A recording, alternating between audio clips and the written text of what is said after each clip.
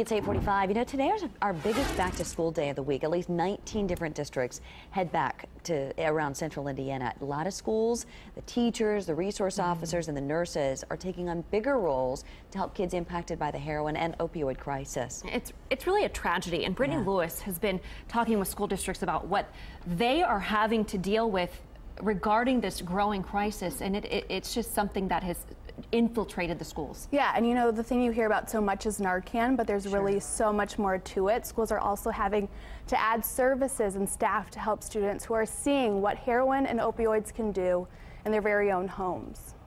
100 buses out there. Ask Larry Perkinson what he does as Employee and Students Assistance Coordinator at Bartholomew Consolidated School Corporation, and this is what he'll tell you. I troubleshoot. He works on everything from hunger to transportation to drug and alcohol issues. Heroin, the prescription pills. He says one of the first effects of the heroin crisis that they could openly see last year was the need for a new bus driver to specifically pick up kids who were removed from their homes and placed outside of the county. So we have young people who are in Bartholomew County one moment, who might be in Jennings County, Jackson County the next. Every time you move a child, the studies say they fall 3 to 6 months behind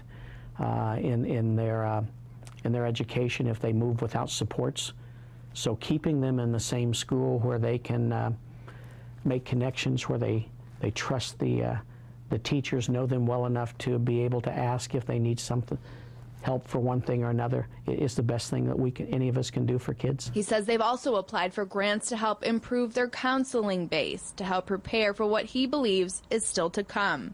In the next 2 to 3 years, we'll have a lot of young people who come to our schools who will have lived in a household where the parent they said goodbye to in the morning is not the emotionally, physically the same one they greet in the evenings. We've hired 3 special ed teachers this year just to deal with the needs of our emotionally challenged kids from that standpoint. Beech Grove City School Superintendent Dr. Paul Kaiser says in their district they are seeing a percentage of their kids who were impacted by drugs before they were even born. Well, I think many of our students today are dealing with kind of a generation of drug use, almost from a heredity standpoint. You know, some of these kids, their parents, you know, were utilizing some type of drug during the pregnancy process, and research says that carries over to their ability to learn. And he says teachers have taken on more roles, counseling and nurturing students who may not be prepared to learn because of what's taking place at home. We have students that email teachers at all hours of the nights trying to reach out to them, so that's what we're here for. Teaching, troubleshooting, and navigating kids through all they are facing. Now, a new law went into effect that allows schools to have naloxone, often called Narcan, and that reverses the effects of an overdose. I have more on that, plus why school districts say students aren't necessarily the ones they have it for in this story on WishTV.com. I mean, it's truly these teachers and counselors stepping in as a second